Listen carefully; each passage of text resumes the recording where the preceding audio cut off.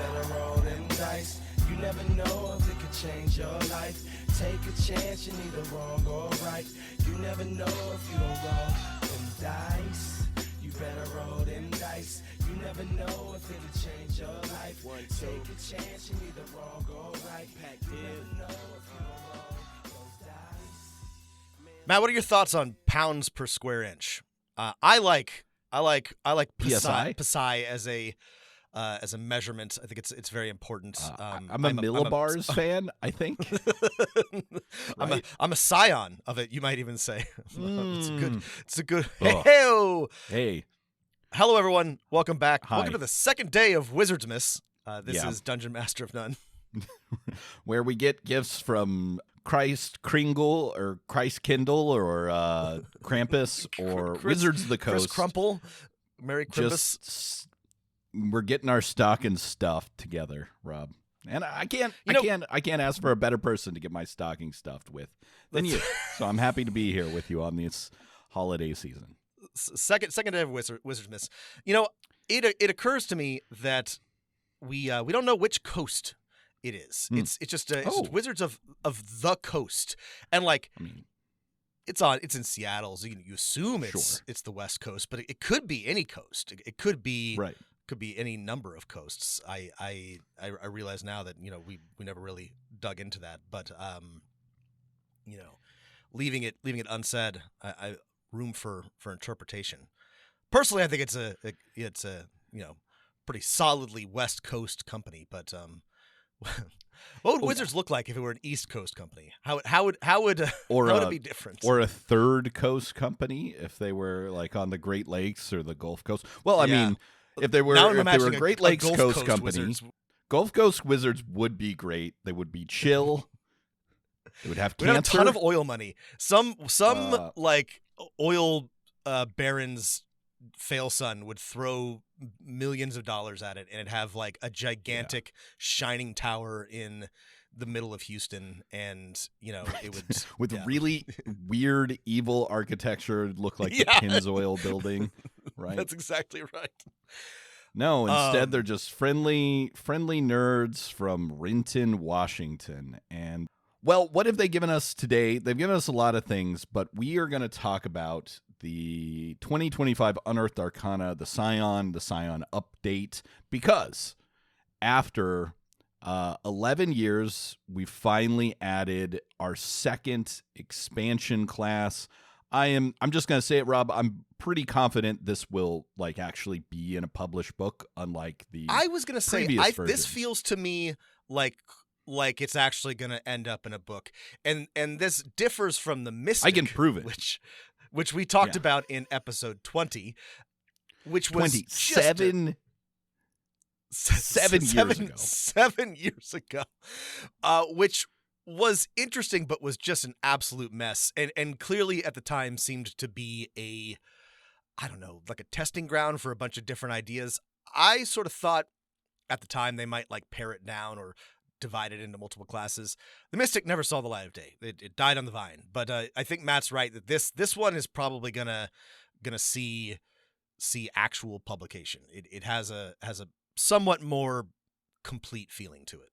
Yeah, no, absolutely. I mean, if I can roughly quote you from Rob from 7 years ago, you said something along the lines like, this class is too dang complicated to be in 5th edition.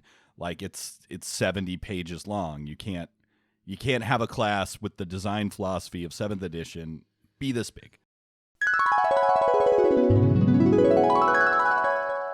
Another major problem that I have with the Mystic is that it is far and away the most rules dense and complicated class ever to have been released by Wizards. And to be fair, I don't think they have any intention of letting it go to print anywhere near this state, but as it stands, it is incomprehensible. There are more options for the Mystic than there are for any 2 or 3 other classes combined. You can build 5 or 6 or 7 different types of characters easily and not even touch all of the possible options.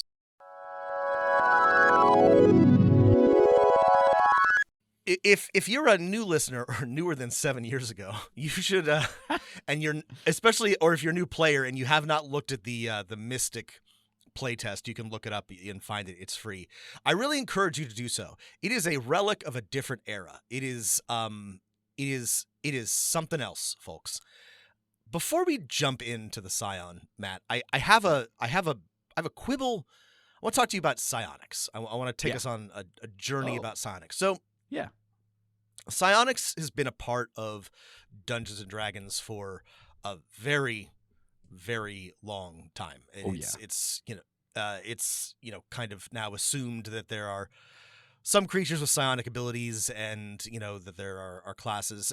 There used to be many much better developed psionic classes in earlier editions. Whether or not you liked them is kind of a matter of taste, but they were, in my opinion, better integrated into the game. They had their own systems, but like, Matt, what are psionics? What is the deal? Why is it that we have mind powers in our fantasy and science fiction? And I have an answer for you, by the it's way. because the second you answered your own question in that second part. It's science fiction, right? Yes. Is from the earliest days. Dungeons & Dragons has been incorporating really fun and wacky sci-fi elements and creatures with sci-fi powers, and what if your player character could also do remote sensing or some MK Ultra stuff or whatever. That's right. So here's the thing. I've been kind of like fixated on this for a while because like psionics appears in science fiction pretty early and figures prominently, but like it's mysticism, right, Matt? It's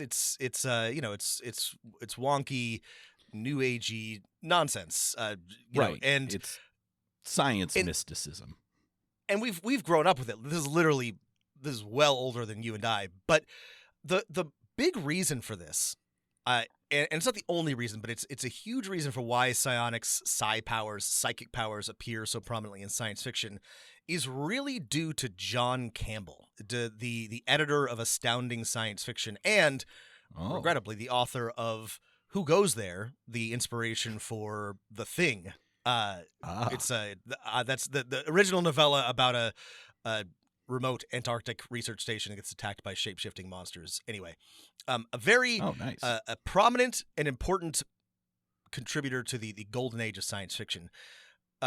Campbell was a wacko and a hack, but he wielded a lot of influence because he published a very like important magazine. I think he discovered Heinlein, but he was obsessed with psionics, with psi powers. He believed that he could influence things with his mind. He believed in a device that could amplify people's psionic abilities, and he strongly encouraged people who wrote for his magazine to write these like pseudoscientific stories that included people with psychic powers and psionics and telekinesis and whatever.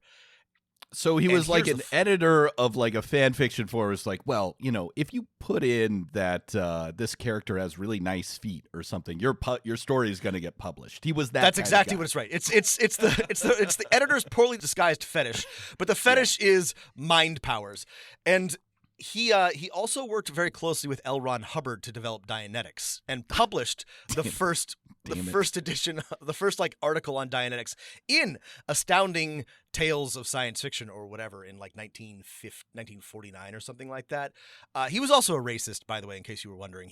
I wasn't really. I sort of yeah, assumed. You shouldn't wonder, but in case you were wondering, he supported segregation and rejected a Delaney novel because it had a black protagonist, all kinds of stuff. Real wacky dude. But like, I don't want to like overstate this, but like the reason why we associate psionics and psi powers and why that's a prominent part of our like science fiction, why it's a trope at all, is really due to this one guy's weird fixation with psionic powers and psi devices and all that, and encouraging people to write about it.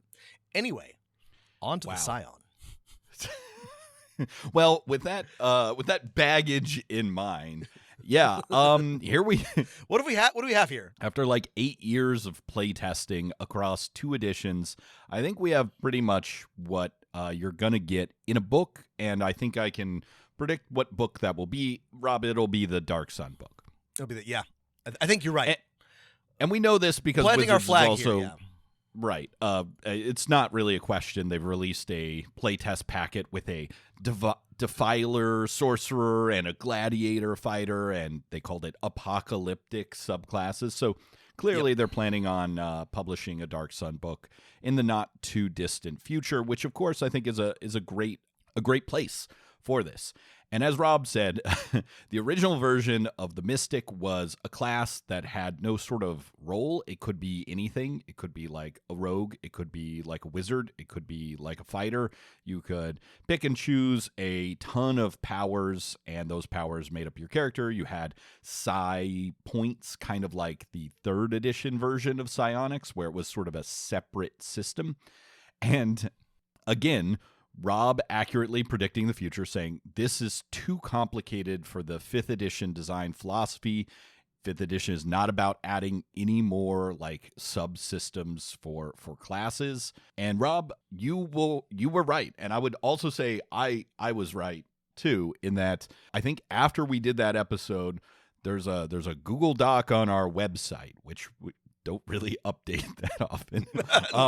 But the Google Doc is called Simple Psionics, and it's essentially a version of the Psion that uses the existing spell list with a couple of additions and spell slots or PowerPoints if you want them to do this class. And Rob, that's pretty much what we have in the Psion. It's a spellcaster, the same, just your spells are flavored as it's your mind.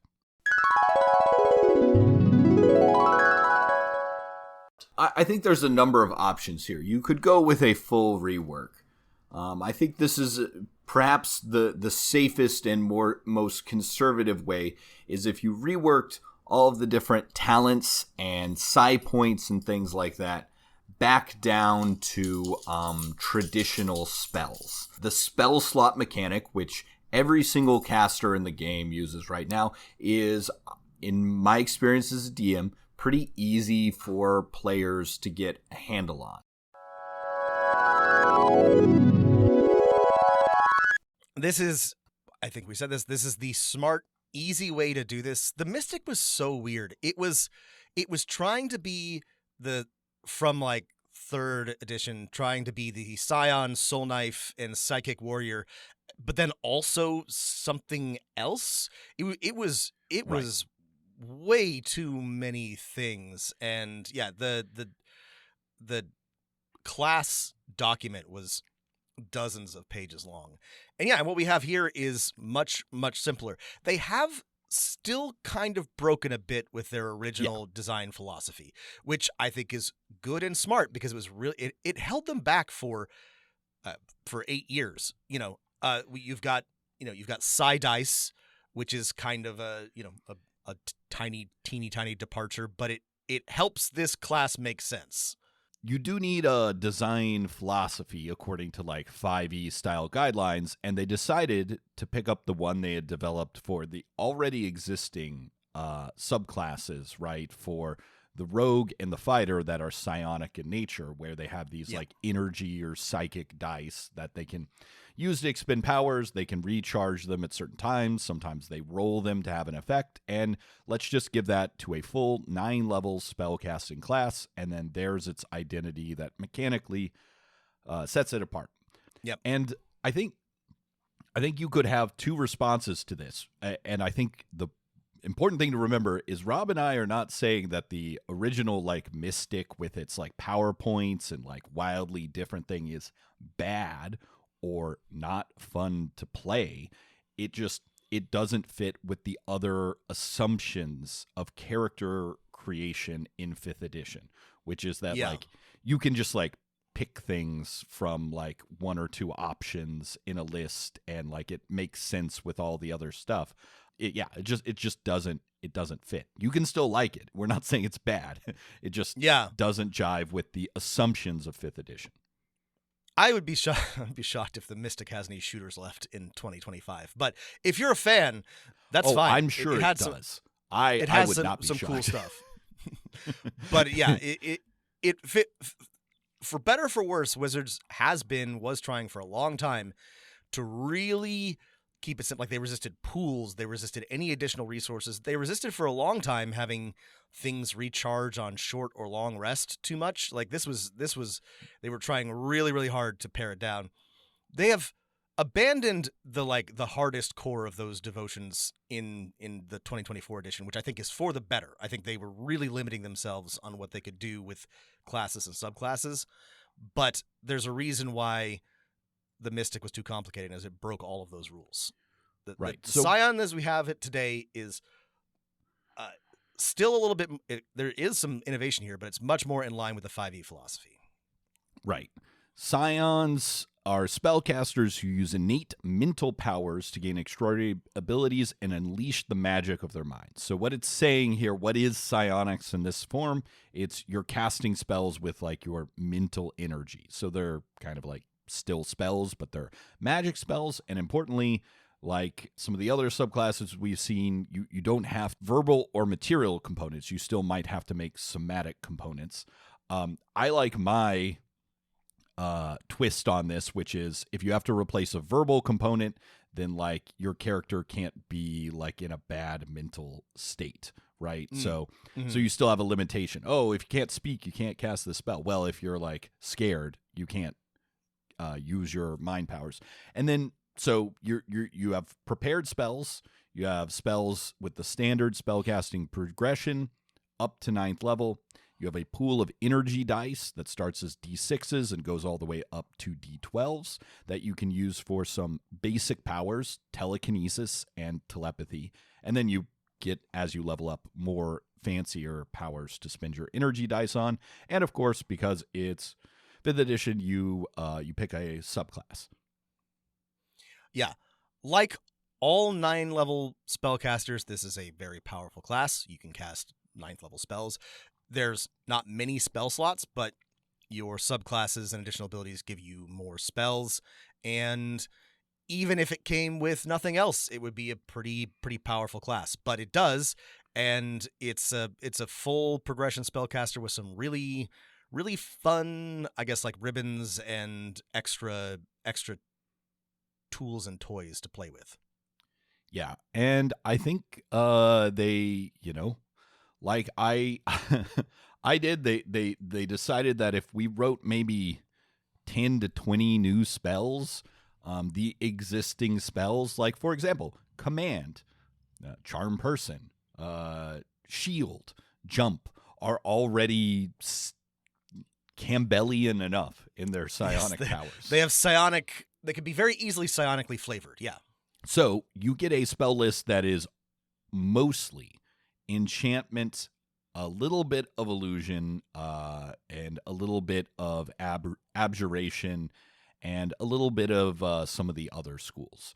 But basically they went through the spell list and they said, can this spell be flavored as a mental power? And the answer is you have a pretty robust spell list. Yep. It is not as... I think it is, the good news is it's very distinct in that, like, hey, this is like, I know what a druid's spells look like. I know what a cleric's spells look like. I know what an illusionist wizard spell like. And then I think you can basically predict if a spell should be, wow, wow, wow, wow, wow, wow, wow, wow. Yeah. I couldn't agree more. I think they did a really good job of picking spells. These all feel like something that you could manifest with your mind. It all feels very in line with the fiction and the fantasy of a scion. I think it's neat. There's a handful of new spells, not many, but some cool ones that fill in some gaps. They might add more, but things like telekinetic crush. That's a cool one. That's like Scion Fireball. You just crush everybody in a big cube. And Intellect Fortress, but really what already is there works pretty well reflavored for Scion. They added just a couple of, Psionic Blast, Ego Whip, the classics. And I think, psionics are in basically every edition and almost every setting of D&D. These work really well. Like, hey, did you want to be a Baldur's Gate person with a tadpole in your head or something like that, you can give one of these spells to a player character, and there you go. That's a great representation of their powers. Let's talk about these subclasses quickly because they add some dimension to the Psion, and they are the metamorph, the psi warper, and the telepath, and they do largely what you would think that they would do. The metamorph is a bit more combat oriented. The psi warper kind of has some battlefield manipulation, and the telepath is just more mind powers. And the psi kinetic, which is just throw things around. They basically you're force choking people.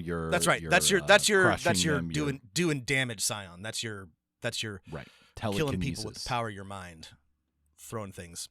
These are all cool. The metamorph, its Viscera launcher special ability at level 3 is, I think, the most disgusting bit of rules text I've read from 5th edition.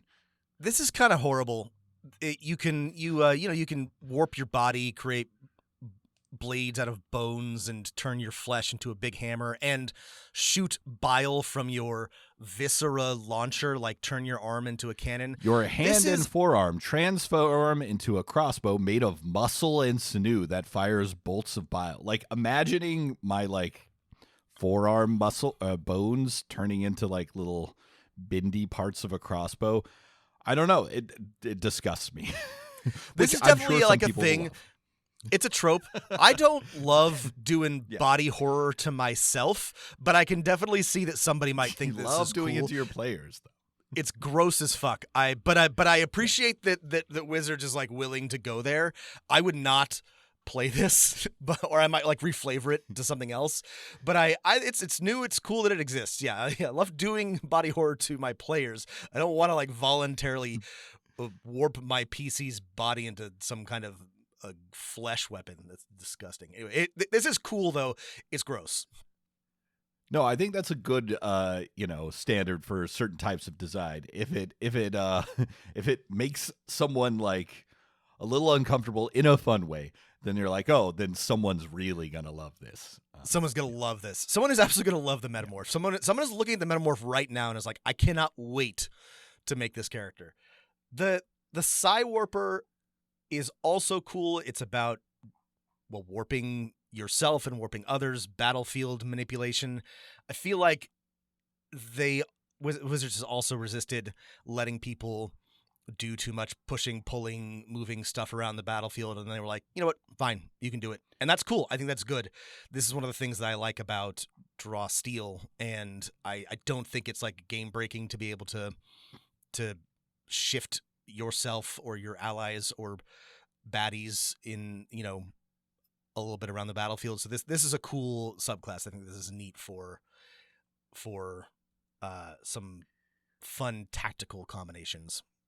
I think this is all just reminding me of what we've been talking about for 7 years, which is it can be quite difficult to design a new class for 5th edition, and if you want to make one that works with the design philosophy, the reaction from some people will be this is not that different. And the answer is, you can't make something that's that different.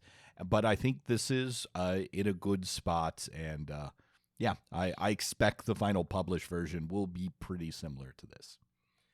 You know what? The thing that I actually thought was kind of cool about the psi warper and the psi kinetic, and I don't know if this is completely new or original, but a couple of the abilities allow you to modify the effects of your spells. So psi warper gets warp space at level 6, and it says when you cast Shatter, you can expend 1 psionic energy die to modify the spell, so the radius of the spell's sphere becomes 20 feet. In addition, creatures that fail the saving throw against the spell are pulled straight toward the center of the sphere, ending in an unoccupied space as close to the center of the sphere as possible. They also get a modification to Misty Step that allows them to cast a cantrip at the end of it, as if they had used an action a cantrip that requires an action and a bonus action. This is a little bit like having meta magic, right? Like it lets you modify the Right. and I think that's cool. I think that's neat. Meta magic has previously been Wizards has been very like only sorcerers get to modify the effects of their spells. But I think this is a neat thing. Both Yeah. Psywarper and Psykinetic get it to and their specific spells. Psykinetic gets one that modifies shield. This is cool. I think this is a neat design. This opens up some possibilities for cool stuff to happen. We had a opposite reaction to this one because here's my reaction to these types of abilities, which is while I agree with you that they're fun and it's cool that this class has them, they fit thematically. It's from a dungeon master's perspective.